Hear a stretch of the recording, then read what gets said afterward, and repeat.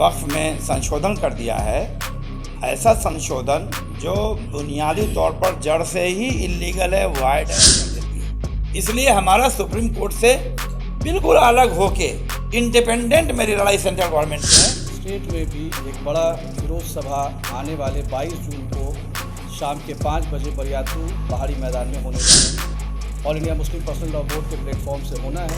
All India Muslim Personal Law Board Jharkhand प्रदेश ने आज एक प्रेस कॉन्फ्रेंस कर बताया कि 22 जून को वक्फ संशोधन कानून के विरोध में बरियातू पहाड़ी मैदान में तहफ़्फ़ुज़ औक़ाफ़ कॉन्फ्रेंस का आयोजन किया जाएगा। प्रेस कॉन्फ्रेंस में कन्वीनर डॉक्टर मजीद आलम ने बताया कि आज़ादी के बाद से कई बार वक्फ संशोधन हुआ, कभी भी वक्फ के रूह को किसी ने मारने का काम नहीं किया, लेकिन वक्फ संशोधन 2025 वक्फ के रूह को ख़त्म करने वाला है। खूबसूरत झोली में नागिन रखा हुआ है, जिसने भी हाथ डाला मारा गया। उसी तरह वक्फ को मारने की साजिश है। All India Muslim Personal Law Board के राज्य स्तरीय कार्यक्रम के लिए 22 जून का वक्त दिया है, जिसमें बोर्ड के अध्यक्ष मौलाना खालिद सैफुल्लाह रहमानी, महासचिव मौलाना फजलुर रहीम मुजाहिदी, प्रवक्ता डॉक्टर कासिम इलियास रसूल रामपुर, सांसद मौलाना मोहिबुल नदवी संभल के, सांसद जियाउर रहमान बर्क सहारनपुर के, सांसद इमरान मसूद, राज्यसभा सांसद मनोज झा, झारखंड अल्पसंख्यक कल्याण मंत्री हफीजुल हसन अंसारी, मंत्री इरफान अंसारी, राज्यसभा सांसद सरफराज अहमद के अलावा कई दिग्गज लोग शामिल होंगे। डॉक्टर साहब जो हमारे झारखंड के कन्वेनर हैं, इनको all India Muslim Personal Law board जो है, जितना मुसलमानों का इदारा है, हर तरह का कम्युनिटी मुसलमानों में सारे लोगों का एक यूनिफॉर्म इदारा है, सब लोग मिल के चलाते हैं उसको ऑल इंडिया लेवल पर। और कानून की लड़ाई लड़ते हैं। कानून में अगर किसी तरह का गैर ज़रूरी संशोधन होता है जो गलत होता है संविधान के हिसाब से, उसकी लड़ाई सुप्रीम कोर्ट में all India personal Law board लड़ता है उसको। और हम लोग उसके मेंबर हैं, हम लोग उसके सपोर्ट करते हैं और हम लोग हर तरह से मदद करते हैं all India personal Law board को ऑल इंडिया लेवल पर। तो ये all India personal Law Board के द्वारा ही आह्वान किया गया है कि ये गैर कानूनी तरीके से संविधान के ख़िलाफ़ जो अभी के प्रेजेंट गवर्नमेंट ने जो वक्फ में संशोधन कर दिया है, ऐसा संशोधन जो बुनियादी तौर पर जड़ से ही इल्लीगल है, वाइड है, हर तरह से गैर कानूनी है। संविधान कहता है कि अगर कोई भी कानून संविधान के किसी अनुच्छेद के ख़िलाफ़ बनता है तो ऑटोमेटिक वो वाइड है, ऑटोमेटिक वो इल्लीगल है, ऑटोमेटिक वो ख़त्म होने लायक है, ऑटोमेटिक लागू नहीं करने लायक है। लेकिन जिस गवर्नमेंट जो कसम खाता है संविधान का, जिनको संविधान का रक्षा करना है, उसी गवर्नमेंट ने हमला करके एक अच्छे कानून को बर्बाद करने की कोशिश की, जिससे न किसी कम्युनिटी को कोई नुकसान नहीं था वक्फ के कानून से, जो 1995 का है या 1913 का जो भी लेटेस्ट नया वाला वही चल रहा है। किसी भी कम्युनिटी को, न हिंदू को, न क्रिश्चियन को, न पारसी को, न सिख को, ईसाई को, किसी तरह कोई नुकसान नहीं था। इन्होंने उस पर हमला कर दिया है ताकि किसी तरह से वक्फ की प्रॉपर्टी को कब्जा कर लें। उन्होंने जो परमानेंटली वक्फ की प्रॉपर्टी सैकड़ों साल से थी, वक्फ बाई यूज़र बोलते हैं, यूज़ करते करते, और राजा महाराजा मुसलमानों ने दिया था, नवाबों ने दिया था, ज़मींदारों ने दिया था, किसी वजह से उस ज़माने में रजिस्ट्रेशन नहीं हो पाया। अल्लाह के नाम से रजिस्ट्रेशन कराया, लेकिन वो रजिस्ट्रेशन नहीं हो पाया रजिस्ट्रार सोसाइटी रजिस्ट्रेशन एक्ट में। तो अब ये प्रेजेंट गवर्नमेंट कहती है कि ये सारी प्रॉपर्टी गवर्नमेंट की हो जाएगी। और जो पहले हिंदू भी वक्फ करते थे, अब वो कहते हैं हिंदू वक्फ नहीं करेगा। अगर कोई हिंदू वक्फ करता है तो उसको मुसलमान बनना होगा, 5 साल तक दिखलाना होगा कि वो मुसलमान है, तभी वो वक्फ कर सकता है। उसके अलावा जितनी कमेटी है, जहाँ पर उसमें लिखा हुआ था कानून में कि सब मुसलमानों की कमेटी रहेगी चलाने के लिए, वक्फ काउंसिल हो या वक्फ बोर्ड हो, लेकिन अब उन्होंने सारे कम्युनिटी के लिए ओपन कर दिया है। इसका मतलब यह है कि मुसलमान 2-4 रहेंगे, बाकी सारे दूसरे लोग कम्युनिटी आगे बढ़ जाएंगे, औरतें मेंबर भी रहेंगी, दूसरे कम्युनिटी के रहेंगी। उसी के तहत मुस्लिम पर्सनल लॉ बोर्ड ने ये आह्वान किया है कि पूरे हिंदुस्तान में जगह जगह हर शहर में हर ज़िला में ये आह्वान किया जाए ताकि मुसलमानों को भी और गैर मुस्लिम जो हिंदू मेरे भाई बहन हैं उनको भी मालूम हो कि जब किसी तरह का नुकसान इससे किसी दूसरे कम्युनिटी को नहीं है इस वक्फ एक्ट से, तो इस तरह कानून बना के क्यों डैमेज किया जा रहा है, मुसलमानों की तक शांति को क्यों छीनी जा रही है। ये बहुत ही गैर ज़रूरी है और आइन के ख़िलाफ़ है। तो हम लोग संविधान की लड़ाई लड़ रहे हैं। अब इस पर कोई सवाल करना तो वकील साहब, एक सवाल है। जब दोनों पक्षों के दलीलों को सुन लिया गया है और जस्टिस B.R. गवई ने फैसला सुरक्षित रखा है, तो फिर संवैधानिक ढांचे के ऊपर आप लोग इस तरह का कार्यक्रम करवा करके दबाव बनाने का कार्यक्रम नहीं करवा रहे? आपका सवाल बिल्कुल सही है, लेकिन आप जवाब सुन लीजिए, जवाब मेरा सुन लीजिए।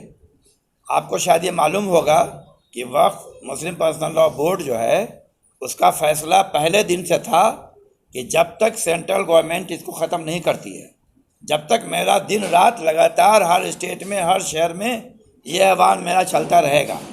जहाँ तक सुप्रीम कोर्ट का सवाल है, सुप्रीम कोर्ट संवैधानिक तौर पर जो कर रहा है फैसला, उस पर पूरा विश्वास 100% हमको है। लेकिन अगर हम ये सुप्रीम कोर्ट में केस फाइल होने के बाद या जजमेंट सुरक्षित हो गया उसके बाद अगर ये आह्वान अगर हम करते, तब आपका सवाल सही होता कि दबाव बनाने की कोशिश हो रही है। हम लोगों का पूरा ऑल इंडिया लेवल में 150 लोग मेंबर हैं, टोटल लोगों का फैसला है कि ये हम उस वक्त तक चलाते रहें जब तक सेंट्रल गवर्नमेंट उस अमेंडमेंट को, संशोधन को ख़त्म नहीं कर देती है, उठा नहीं लेती है, हमारे पुराने कानून को रिस्टोर नहीं कर देती है।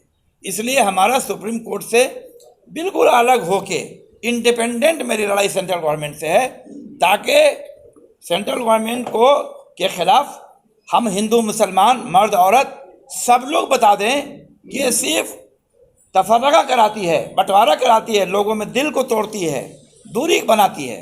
ये यूनाइट करने का कोई ये नहीं करती है। सिर्फ ये एक सवाल अंजुमन के सेक्रेटरी आपके बगल में बैठे हुए हैं। जी हाँ, अंजुमन के अंदर में भी बहुत सारी वक्त की संपत्तियां हैं। अंजुमन में विवाद चल रहा है, आपको अच्छे से पता है। तो क्या अंजुमन के विवादों को भी इस कॉन्फ्रेंस में शामिल किया जाएगा? बिल्कुल नहीं किया जाएगा। देखिए, ऐसा है कि कोई भी ऐसा इदारा जब चलता है जहाँ प्रॉपर्टी होती है तो नज़रियाती अख्तिलाफ़ होता है। एक आदमी का ख्याल कुछ और होता है, दूसरे का ख्याल कुछ और होता है, और पोस्ट की लड़ाई भी होती है। प्रेसिडेंट और सेक्रेटरी है, कोई जहाँ पे कुछ फंड होता है वहाँ पे हर जगह इस तरह की बात होती है।